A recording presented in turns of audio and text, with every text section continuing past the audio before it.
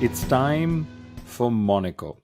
It's time for Formula One to go racing in Monaco, only for everyone to turn up on the Monday after Monaco and continue asking the question whether Formula One should still race in Monaco. Right? This debate has been around for so many years. I'm pretty sure we're going to have this debate on the Inside Line F1 podcast. It's just unfortunate that Saumil Arora, who's been the voice of the Inside Line F1 podcast, is still on holiday, right? He's decided to take a holiday in the middle of a double header, which is why I just have the famous F1 stats guru with me, Kunal Shah, on this week's episode of the Inside Line F1 podcast. And we are going to preview the Monaco Grand Prix. And this is actually different than most other previews. Why? Because Monaco is different than every other circuit, every other race, every other challenge that is thrown to drivers and teams on the calendar. And you're going to hear this several times through the weekend. The typical FIA grade circuit is a minimum 3.5 kilometers long. But hey, the Monaco Grand Prix circuit is only 3.3 kilometers long. So that's an exception. We're going to hear that a minimum race distance is 300 plus kilometers, 305 if you want me to be specific. But hey, guess what? The Monaco Grand Prix is just 260 kilometers long. A funny but a title that I really like because I used to sell sponsorships in Formula One is that the Monaco Grand Prix has never had a sponsor ever, right? But I know that there is a lot more that makes Monaco different. And Sundaram, I know you have a list of things that make Monaco different. But that's a list that's not publicly discussed too much. Let's get on with it. Exactly. It's not been as spoken about in this circuit, but I'm going to throw a question towards you. Do you know who is the first ever driver to stand on the podium at Monaco? And trust me, you don't need a lot of knowledge in history for this. The first race in Monaco was 1929. I have no clue I'm talking Formula at One. that time who was racing. Yeah, something, right? Anthony knows, the good old grandfather, now actually great grandfather of the Monaco Grand Prix.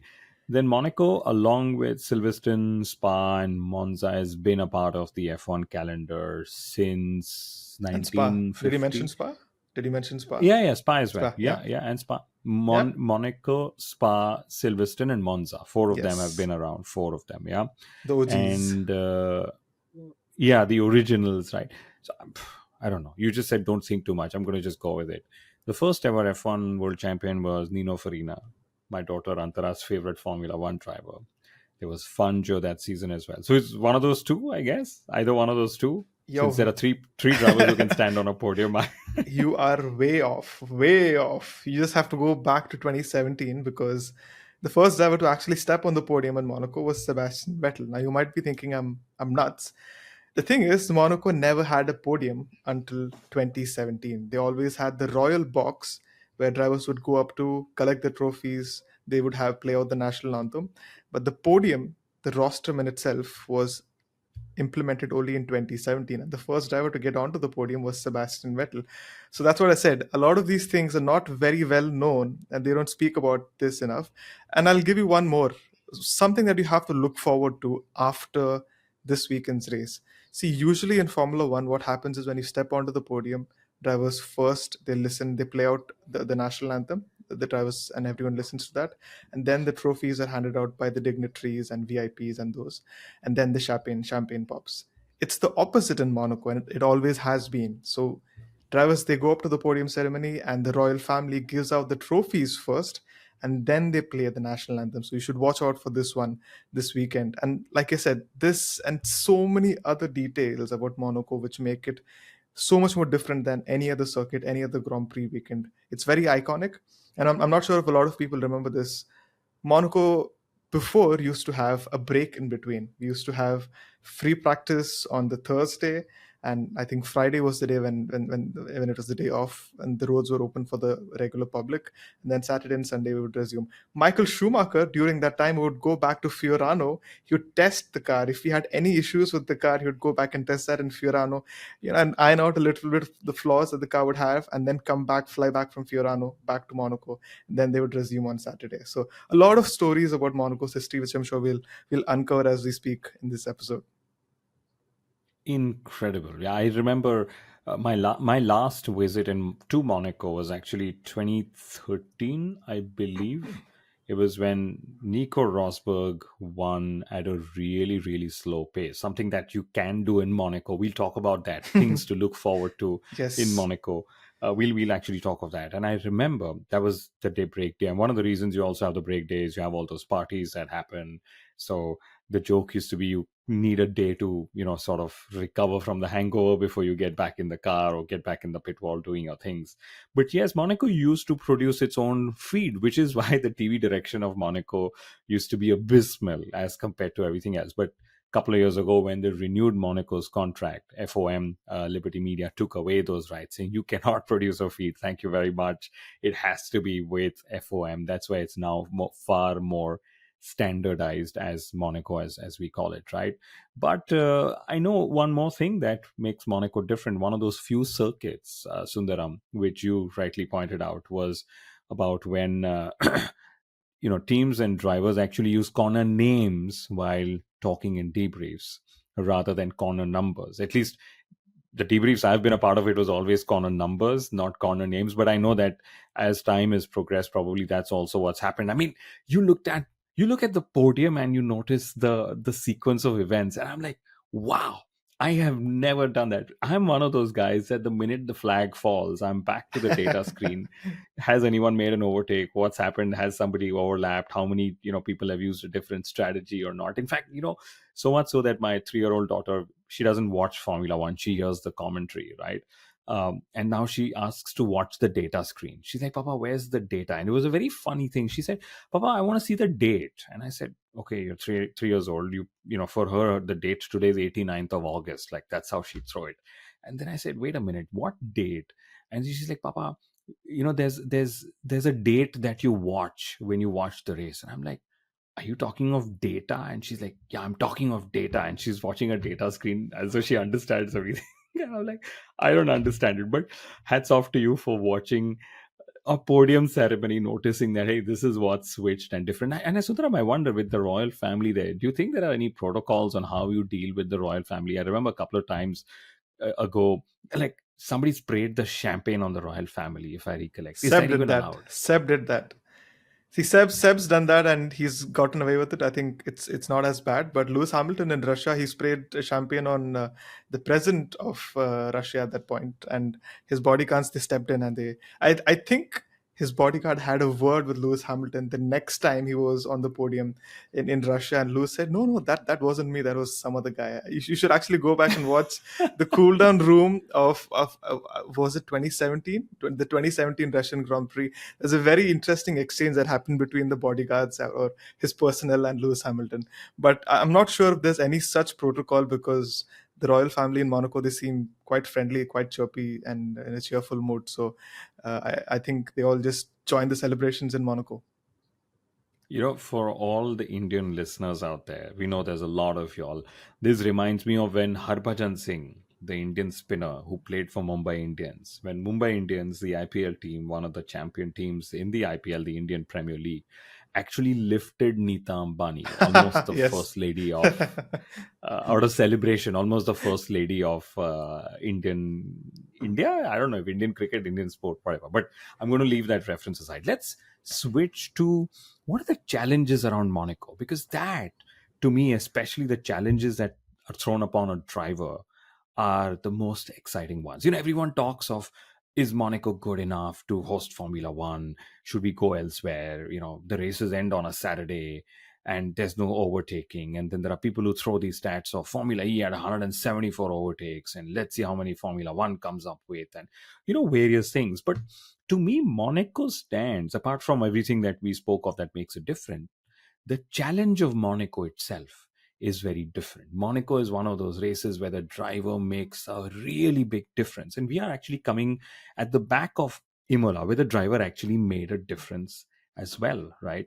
The ability to extract performance and time from the car is absolutely down to the drivers. Yes, teams will bring upgrades. Yes, they will have setup specific to Monaco, but none of that works if the driver doesn't have confidence. And by confidence, Sundaram, one of the key things is having confidence under braking, right? Because some of the drivers I've worked with and spoken to, they said, you make gradual steps under braking. You're not gaining a lot under braking, but where you gain time is how much margin you leave to the walls, right? And which is why after qualifying, a lot of drivers actually talk about leaving time on the table, which means they didn't sort of get as close to the walls as they would have liked to gain lap time.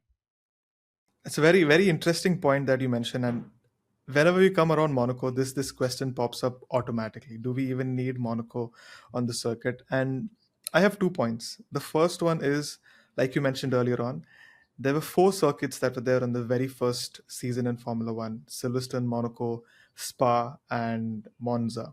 The thing is, the quality of racing that you see here is unlike anywhere else, which is also why I loved Imola. The circuit is very different to a lot of the modern circuits that we see, and hence the driving challenge in itself is quite different, which is why I also believe Formula One also needs to retain its tradition, its history, its legacy. And Formula One and the track organizers, they have, or the race organizers, they have to figure out a way so that these circuits they remain on the calendar as much as possible. That's one thing I really believe. Nürburgring was not there. Germany, in Germany, probably the popularity of the sport or motorsport in general is probably not as high as it was a decade ago. But I believe these circuits definitely have to remain in the sport. And the second point that I was referring to is, how do you consume the Monaco Grand Prix? Because if you tell me that I want to have 50 overtakes, then what I would probably watch is Interlagos 24 times a season. Why don't we go racing into Interlagos 24 times in a season?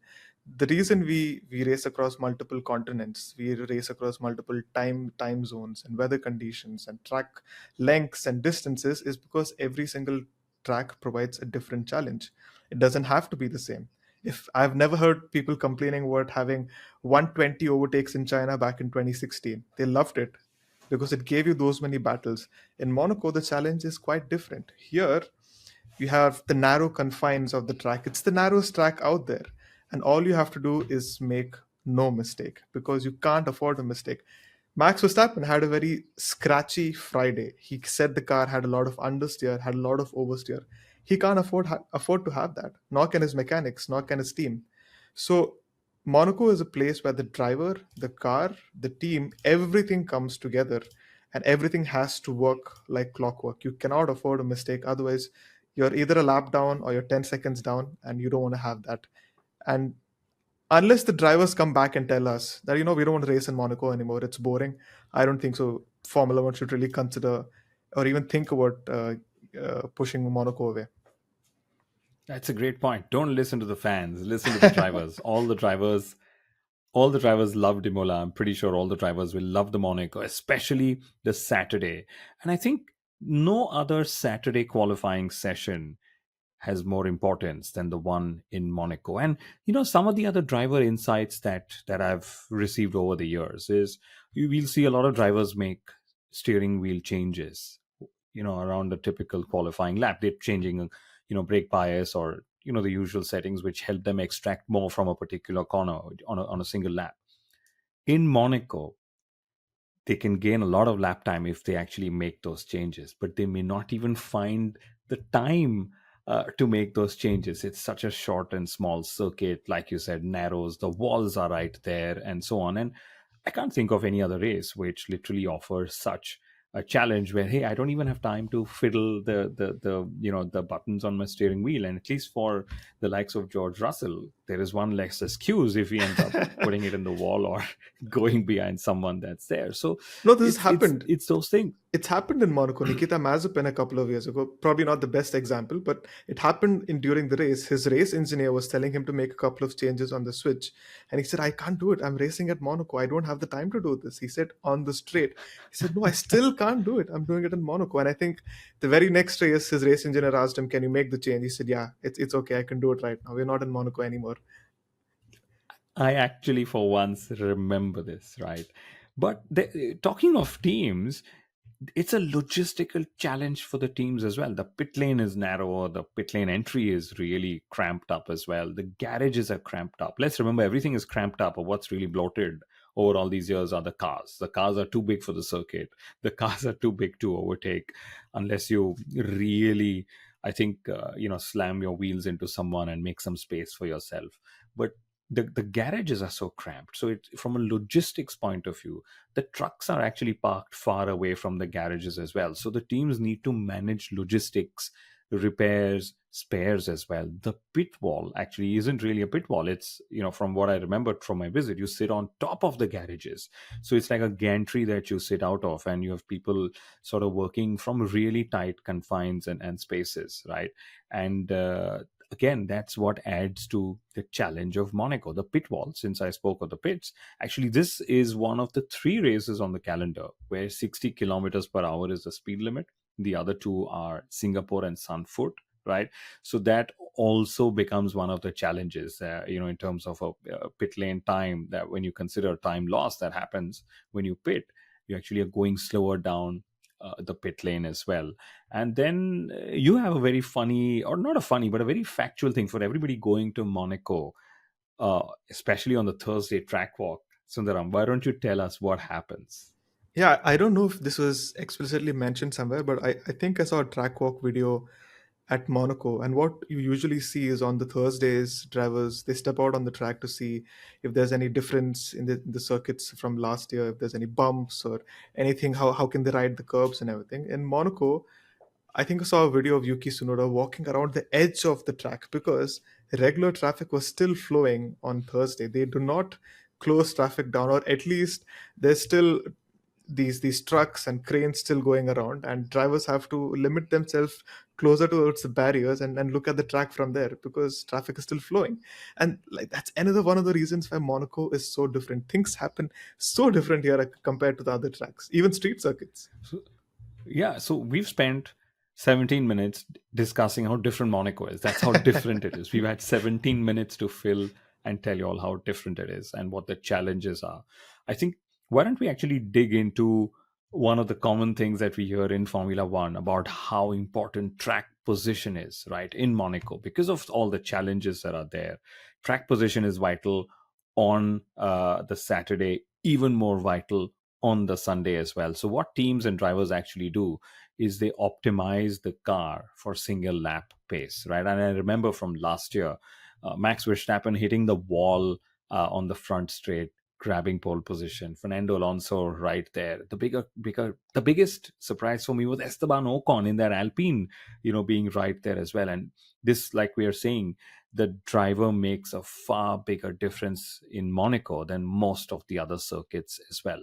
So watch out for qualifying. Watch out for drivers actually putting in all they can in qualifying. And again, another driver insight I've had over the years is sometimes qualifying itself is so much of an adrenaline rush that the drivers, uh, you know, don't get enough rest through the night, because that's just the crescendo. Because Sunday is all defined by where you actually start, the Grand Prix, and we'll come to race strategy. But that's just how crucial and how adrenaline pumping and important qualifying is. And we've seen the stats, Sundaram. I mean, we'll keep hearing of how Olivier Panis won here in 1996 from 14th place. But the stats actually are fairly simple, right? In terms of pole position winning, I think 7 out of the last 12 races in Monaco have been won from pole position. 0 out of the last 12 races have been won from outside the top 10, right? And also, I think in the last 12 years, uh, P1 has won 7 times, P2 has won 3 times, and P3 has won 2 times. That's Sergio Perez controversial win in Monaco in 2022, and then 2016 Lewis Hamilton. But I know, since I have Mr. F1 Stats Crew, you probably have even better stats to explain how important track position is. So you mentioned Olivier Panis, which was back in 1996, and he won from P14.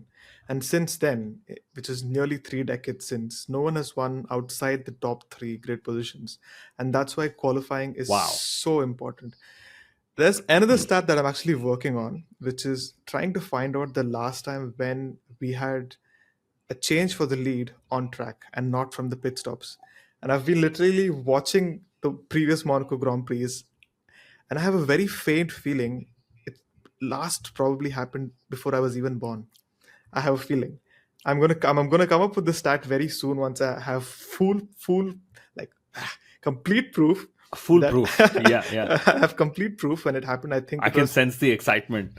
yeah, this is something that I've been planning to do for the last 2 years. It did not happen, but I really want to find out when was the last time we had a pass on track. And probably also one of For the the lead of the race, you for the mean? lead of the race, because it usually happens in the pit stops. And probably another thing that people have to watch out for, you usually hear a lot of undercuts and overcuts. You usually hear a lot more of undercuts, which is also what happened last week. Oscar Piastri, he went into the pits, he had fresher tires, and by the time Carlos Sainz, he came in 4 laps later, Piastri was ahead of him.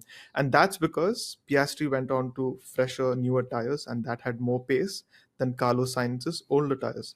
And it happens the opposite in Monaco. In Monaco, the overcut is more powerful than the undercut. And you're probably wondering, how is that possible? Because obviously you would have newer tires. How can someone on older tires have faster pace? The reason for that is Monaco is a street circuit. Throughout the season, throughout the year, there's no racing that happens. So there's not a lot of rubber that's laid on the track. And it's so usually when they come back to Monaco every year, the track is very green. And there's a lot of track evolution as they put more and more rubber through the track. But still, that's not enough to heat up the tires when they go up on especially hard tires. So it takes drivers to take a good 3 to 4 laps before the tires actually fire up and put a fast lap. And before this, and if there's a driver who's still out there doing 20 laps, they can still go faster. A very good example of this was, I think, a couple of years ago. Sergio Perez was down in P8. He was stuck in a train of in a DRS train with four other drivers: Sebastian Vettel, Lewis Hamilton, and I think Pierre Gasly. They all went in Gasly, first. yeah. They all went into the pits. And Sergio Perez put 2 or 3 fast laps, went into the pits, and came out P4. He crossed 4 cars. And I remember we spoke about this. I think I was making a post about it. And that's one of the things you really need to keep an eye on. There's one way you can win in Monaco, and that's through strategy. If you have a good pit strategy and if you can make the overcut work, then that's possible. Otherwise, you really need to qualify high up, preferably in the top one, two, three. That's why it's so important for the likes of Max Verstappen, Lando Norris, Charles Leclerc. Maybe if Sainz and Piastri want to have the hope of winning in Monaco, then they really have to qualify well. I am going to actually add a couple of more insights to what you just so nicely explained about undercuts and overcuts, right? One of the reasons also why the overcut is so powerful in Monaco is in Monaco, people try and extend their stint length waiting for a safety car because the impact of the safety car is so high. So what it means is if you're starting on the soft tire, which is, Pirelli's coming with the softest range, so you will probably use one of the softer compounds to start the race with. And if the soft tire can do say 20 laps, you will run your race to a pace where you can extend your stint length, right? So by doing that, what you're doing is you're artificially curtailing the speed of your car and hence everyone else who's following you, right? So it means that when somebody gets free air, like you just explained in the case of Checo Perez, there is enough and more pace available to extract. And also this is one of those circuits where tire degradation isn't really an issue because of the very fact that it's got lower average speeds that don't really chew up the tires. But also those lower average speeds is one of the reasons why it's so difficult to get tires up to temperature after you've made a pit stop, making the overcut even more powerful. And I'm actually glad because I grew up, in Formula One, and this is, of course, a long time. Undercut and overcut were both powerful options, right? Because you also had fuel strategy, different tire manufacturers, and so on. Now, when we go to races, it's typically the undercut that is always more powerful than the overcut, right? And simply to simply put this, what happens in all the other races is that you want to win the race in the fastest possible time, in the shortest possible time. It's not fast, it's the time is short. You have to remember that. If it's a 70 lap race, you want to finish it as short a race duration as possible. In Monaco, that's not enough, or that's not the focus. The main focus is to not allow your rival to get track position over you, period. It doesn't matter how long you take to win. We've seen Daniel Ricciardo win with 60% engine power. We've seen like I said, 2013, the Mercedes cars, Nico Rosberg. I remember when was there in 2013, I used to write race reports on my blog, and I wrote it was not the silver arrows, but the silver buses in action in Monaco. They were driving so slow, right? So stint lengths, tire management is not the reason, but stint lengths, just so that you just pit once and you do not risk anything else, is one of the key reasons as well. And some Monaco facts, if I But may. but Go for it. on that Yes. point, on stint lengths, if there's one way to kind of spruce up the excitement in Monaco, I would say tell everyone to pit twice. You need to pit twice. You need to use all three tire compounds, and then we'll see what sort of a strategic battle we might see at Monaco. I think that's one way of making it a more exciting race. If people say they just go and pit in and they just tend to hold position and not really pass, I think that's one way you can really try and make it more exciting. Make it more exciting, because this is the world's smallest country, doesn't have an army of its own, if I remember this. Only 30, less than 40,000 people, number one in the GDP rankings in the Yes. world, because the millionaires live here. A home race to, I don't know, all the drivers, most of the drivers. Okay, I know Yeah. Yuki Tsunoda lives in Faenza. I know He's that. been I don't know forced to where live in. everyone He's else been lives. forced to live in He's Faenza been, for a yeah, cause. he's been forced. I'm not sure Oscar Piastri has yet moved to Monaco, but he could move there. But yeah, it's a race for a home race for most of the drivers, right?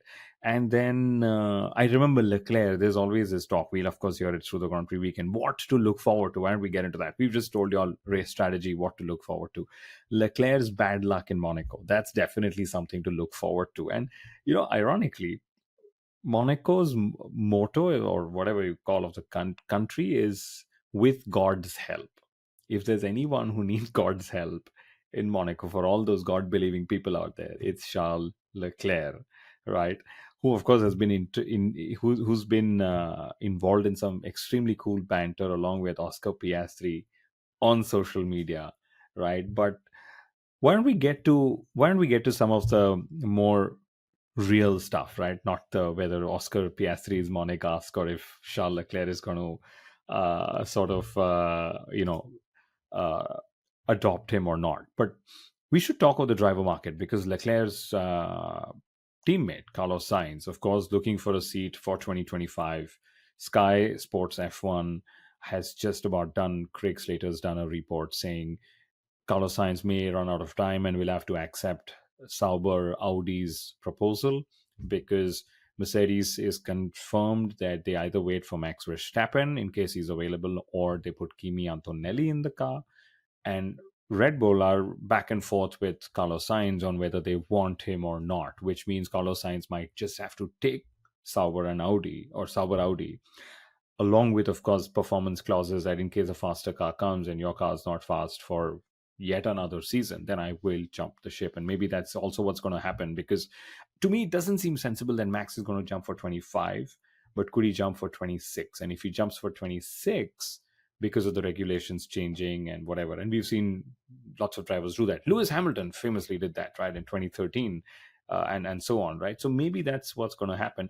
But the strange theory in all of this, to me, Sundaram, is Carlos Sainz, his career got compromised in Formula One when he was up against Max Verstappen, the talent of this generation. Okay. He's already being overlooked by Mercedes for the talent of the next generation. Can you imagine, for a driver of Sainz's caliber? And Wow. that's what aches me, because at a time when we're speaking about we need more seats, more competitive seats in Formula One, you have someone who's probably just coming of age. He just had his first win 2 years ago. He had a brilliant win this year, also last year in Singapore. And a driver who is of that caliber is being squeezed out, and probably not to another good team. He's probably being squeezed out to a Sauber who's still an unknown entity. How are they going to fare when they come in 2026? So, and considering his age, I think he's close to his 30s, and this is the time when drivers are at their prime. And Carlos might be feeling that he's settled right now, and he wants his environment to be more settled. The one thing that I'm absolutely sure about Science is that he is a very adaptable driver. He's done well with whichever team he's gone to. He's gone to McLaren. He's driven it wasn't the Mercedes. Was it Mercedes then? No, it wasn't. It was the It was a McLaren. Renault, It was the Renault. Then right? he's gone to Ferrari as well. So he's quite an adaptable driver. I would really love to see him alongside Max Verstappen in a Red Bull. Will he allow that? That's another question. We've discussed so much about Checo Perez in the last races review as well. Is Checo Perez doing enough to hold on to that seat? Is he giving Max Verstappen the strategic benefit that hasn't been the case? I would say even in the last year, Carlos Sainz could provide that. He's been very consistent, and you don't see him making these sort of mistakes. I would love to see him in that Red Bull car, also because he deserves to be in a front-running car. He's a proven race winner, and I would love to see a battle between Max Verstappen and Carlos Sainz. But if that doesn't come to fruition, unfortunately, he's going to be in an Audi Sauber, and I hope they do well in 26. But then before that, he has to race in 25 as well. He doesn't have a race seat for 25. Will he go to Sauber in 25? I really wouldn't like to see that. Not only will he endure a slow car, he'll also endure slow pit stops. Okay, I mean, just is putting it. It's a joke out there, but yeah, true. We've spoken of in the previous several episodes how Max's decision will impact Carlos's decision, and will Red Bull want to do any succession planning? I think that's going to be their concern. They're like, if Max just decide, because Max is one of those who'll just decide and say, "Hey, I'm leaving," and either he'll leave like Rosberg did, or he'll probably just go to another team, take a year's break, or whatever, right? So could Carlos be their fallback option for Red Bull Racing, because there isn't another high profile race winner driver available on the market? Or could they then just get Piastri in a way that they just break his contract? Because Lando Norris will, I think, now just stay even more committed to McLaren. But lots of moving pieces. But Sundaram, there's a question that came in from our Spotify. For those who listen to us on Spotify, we put out a question every episode, and people put in a lot of questions there. Very interesting one, since we spoke of Red Bull and Renault. Was Red Bull considered a customer team when they were racing with Renault power units? Were they considered a customer team? So they were considered a works team when Renault left in 2012 until 2015. So at that time, Red Bull was a customer team, and even after the return, they were a customer team until they switched to Honda in 2019. But for those 3 years in between, that's when they were an out and out works team. Wow, incredible. Okay, so continuing with what more to look forward to this weekend. You spoke of you want to see lesser mistakes from the drivers, right? How there are very few escape paths to actually do something. You're either in the wall or you've had a really great qualifying position. I'm going to flip that around, right? Knowing how important track position is, we've seen drivers get cheeky before. Michael Schumacher, Lara Skas, Nico Rosberg going down the escape road at Mirabeau, right? Fernando also did it Could we see in something? Fernando did it in Baku last year. Yeah, And Fernando. Yeah, and then Checo Sergio, Perez spinning at Portier. Yeah, at Portier. That's something to look forward to. Could a driver just put it on pole and then park it somewhere and then be like, I'll take, I'll just try and feign that it was a mistake. So that could be one. And the other one is, of course, celebrities. Everyone talks of how Monaco's been the crown jewel. It's been that race everyone always wanted to go to. My inbox is still filled with people saying, hey, could you help me get tickets for Monaco? Could you help me figure out where I can watch the race from? Is there a balcony I can just see? Is there a terrace I can can be you? at? So Can you? yeah, I haven't asked you you this. can, you can go. I'm not going to answer publicly, but okay. The fact is, Monaco is, you will have a Miami, you will have a Las Vegas, and in 20 years' time, maybe they will all be the statuses of 21, 24 Super Bowls. But at the moment, that one Super Bowl that Formula One has is Monaco, right? And that takes me to what are our predictions for this race, Sundaram. But before we actually get to predictions, why don't we actually dig one last question? What's your favorite corner in Monaco? There are I 19 of them. You I got lots of choices. I really like the hairpin. That's also the slowest hairpin, the slowest corner in Formula One. And if I'm not wrong, they go around there at, I can't remember the value. Was it 60 or 80 or was it 50? 60, less than 60. 60. It's 60 Yeah, around. Yeah, 60 60 kilometers per kilometers hour per to hour. make that happen. And whenever I've played the game, I've never done it correctly. And also the last corner, Anthony Nogues. Even that's a very tricky corner. And I always look in amazement whenever drivers are able to really make a quick turn there and not hit the barriers. I've always hit the barriers there whenever I've played the game. But another interesting nugget around the Anthony Noakes corner, he is the father of the Monaco Grand Prix. He was the person who brought Formula One or brought this race into existence. He's also the person who suggested that the checkered flag be universally or not universally, globally adopted as a way to signal the end of a race across all motorsports. So he's also someone who came up with that. Incredible. Just why you should follow F1 Stats Crew on Instagram, right? the, For the, the all these history pearls. the history of Monaco, more than the stats and facts of Monaco, it's the history that really baffles me and surprises me. And although we've been watching this race for several years, decades now, every time we come back to this is what still baffles me and it amazes me. So that's what makes Monaco different for me as well. Incredible. For me, the swimming pool section, I love the way it sounds. By the way, the swimming pool, wherever Max has crashed before, there's a small staircase you can take up and be in the pit lane. That's just how close it is to the pit lane, right? But the swimming pool section, all those slower speed corners, we've spoken of them, how these cars are so bloated and heavy and uh, fragile through these corners. They're not agile, so you're moving and then you're moving them again and they're like, oh my god, I gotta move again. So these slow speed sections, I love these corners. So I love the swimming pool going into La Rascas and then Anthony knows. And even the front straight is actually not really a straight, it's still turning right. And I think Felipe Massa crashed on the straight two times in one race weekend, if I remember. He just couldn't turn that right when he had to before you go into send the walk. But that's just I don't remember how Massa doing iconic it, the corners are. but I remember Verstappen crashing there, and I think this is 2015. He was trying to pass Romain Grosjean, and he crashed into the very first corner. The barriers were there. We don't have Roman Grosjean to look forward to this weekend, right? But Max Verstappen is definitely one of the drivers on my list to look forward to. He was challenged in Imola. Every time he's challenged, every time he's almost defeated, he comes back with this vengeance. Can Red Bull get it right from the get go? Or will they also continue to play catch up in Monaco? Or let me twist it. Will McLaren and Ferrari be in the mix? Could some of the other drivers in slower cars be in the mix? Who else could we have on our list of teams and drivers to look out for this weekend, Sundaram? For once, I thought in Imola, I couldn't figure out who was going to go ahead with an advantage, and I think it's also the case in Imola because Max Verstappen had some trouble around some specific corners in Imola where he was not able to turn the car in, especially those were slow corners. Is he going to have those sort of problems in Monaco? You would assume not, but it could still linger on. How is McLaren's hard tires? How are McLaren's hard tires going to fare on Monaco's green track?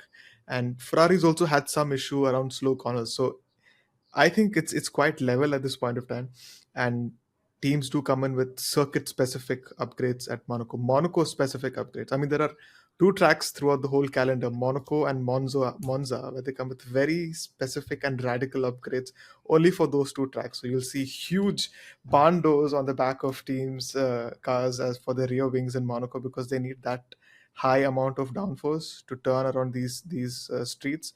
But I really can't pinpoint for once who's going to be ahead. It could be either of Verstappen, Lando Norris, Charles Leclerc. Leclerc's been on pole here twice, but he's never won.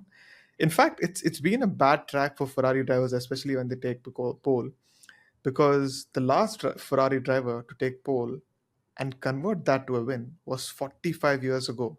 in 1979, Jody Scheckter. No one else has done it since. On the flip side, whenever Red Bull takes pole, Red Bull? Yeah, whenever Red Bull takes pole, they've done that 6 times here, and they've converted five of that to a race win. So it really works Wow. well for Red Bull on the flip side. McLaren, they have only one podium. Maximum wins for all teams out here, but that's in history, right? Yes, this is McLaren's favorite track for a lot of reasons. They're the most successful here. They've had 15 wins here. Ayrton Senna has had a bunch. I think five consecutive wins in Monaco. He's also the most successful driver. Madness. Madness. He's also the most successful driver here. But McLaren have had only one podium at Monaco in the hybrid era, which was a P3 by Lando Norris in 2021. So lots of interesting things. Obviously, for Ferrari, the record's not going their way, but I'm super excited to see how the practice sessions fare, how these teams fare in practice, and if they have to bring in their simulator drivers once again on Friday evening to try and fix their balance issues for Red Bull. I'm very curious to see that. But I'll tell you something very interesting again. And you spoke of McLaren having slow speed corner challenges, Red Bull, Ferrari as well.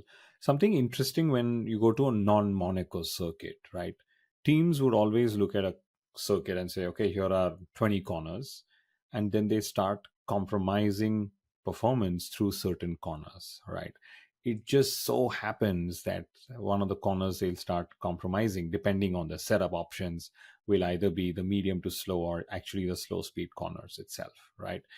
So McLaren, which have they've traditionally struggled in slow speed corners, but that's because they've compromised those corners, and this is what the team also says. So when they're going to just set it up for only slow speed corners as you normally would in Monaco, I expect what you said might come true, which is that the teams are even more closer as they go. I am actually excited to see Oscar Piastri. We saw what he did in Imola. He put the car on pole out there almost, I mean, he was less than half a tenth away from Max Verstappen. He was ahead of Lando Norris. He had the grid penalty. I'm sure he's now waiting to build more confidence as it goes, as it comes. Could we have yet another Lando Norris, Max Verstappen 1-2? Who knows? They've had 1-2 for the last three rounds itself. And let's see how it all unfolds. But what you said about circuit specific upgrades, there will also be circuit specific setups, basically setups they don't use at any other circuit, but will do so in Monaco. So lots to look forward to. Who is your race winner? Or okay, let me flip it, because we've given Saturday so much importance. Who do you think is taking pole, and who do you think is going to win the race, Sundaram? Either Max Verstappen or I'm rooting for Oscar Piastri. For pole position or Pole for position. race win? Pole position. Okay, for pole position. I'm going to go for pole position for Charles Leclerc. Once again. Ferrari were very confident in Imola that it was the curbs that were hiding their success with the upgrades. Leclerc is a one lap specialist, even more so in Monaco. I think I'm going to go with him for pole position this weekend. Who do you think is going to win the race? uh, I think the person who finishes on pole is going to win the race, whoever that is. So you're just going absolutely with the Yes, stack that there is. completely with the pole setup this time. I think I'm gonna extend that. I think the top three drivers, whoever's in the top three, is gonna be the race winner, which of course also means the pole sitter could go and win. But I just get a feeling that Max is probably not gonna get pole, but might be able to snatch a win, just because that Red Bull knows what it's doing. The pit wall, somehow everything that Red Bull does is so Formula One level, right? That the others are still playing catch up, and I think still a few more races before the others catch up. So If Max is not on pole, I don't think so he's winning it. That's what I feel. Which do means you which means believe? he'll have to make an on track pass, or they really have to make strategy work. Which I just have this gut feeling at this point, which is probably not going to happen. Which is true. With these cars, you never know. Absolutely. And I know your favorite driver, the driver who you share birthday with, Fernando Alonso. He needs a really good qualifying Oh, session. He's had two really bad sessions, which is very unlike Fernando. The upgrades have come. The car has become difficult to drive and extract more performance out of. We've seen, for a strange reason, Fernando Alonso struggle, not Lance Stroll. But again, another prediction. Do you believe there's going to be a driver in the wall either in qualifying or on the race? In qualifying, yes. Who do you think will that be?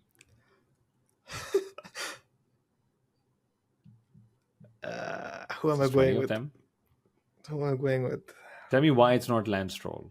It's not Lance Stroll. He's not going to win it. I have a feeling it's not going to be Lance Stroll. Who do I go with? I have a feeling George Russell. George Russell. Impressive. I think it's going to be one of the Alpine drivers. Possible. Anyway, Or could it be Logan? That's it. Yeah. Or could it be Logan? I was Sorry. going to say Logan. But Let me tell you one thing. but- I'll leave this. I'll Yeah, leave yeah. this episode with one stat. Logan Sargent, since he made his debut in 2023, he's not qualified or failed to set a lap time on 5 occasions in the last 20 odd races. So at 5 races, he's not set a qualifying lap time. You mean in 5 races? Okay. In 5 races, and no one else has had more than Wow. one. Wow. So one of that was in the last race as well in Imola. In the last race weekend, yeah. Oh wow, okay, very interesting. Let's see what Mr. Logan Sargent does. If he will have a mid-season swap with Mick Schumacher, that's being rumored by some of the media outlets. I doubt that. It's just too expensive to get Logan out of that contract. That's my feeling. As much as Williams would love that, is what I guess. Because, it's like this. If you haven't decided, then no is the answer. And that's the case with James Vowles and Williams. If they haven't decided on Logan Sargent, then the answer is no. Yeah, it's the writings on the wall. But that's it from us for the Monaco Grand Prix preview. Somil will gladly be back for the Monaco Grand Prix review, which means I will relinquish all hosting duties and roles. I can tell you it's a lot of work to think of the right opening, to think of all the right questions, to put a structure. Usually it's Somil who does all the great work. But that's it from Sundaram and myself this week or this episode. We will see you after Monaco. Thank you.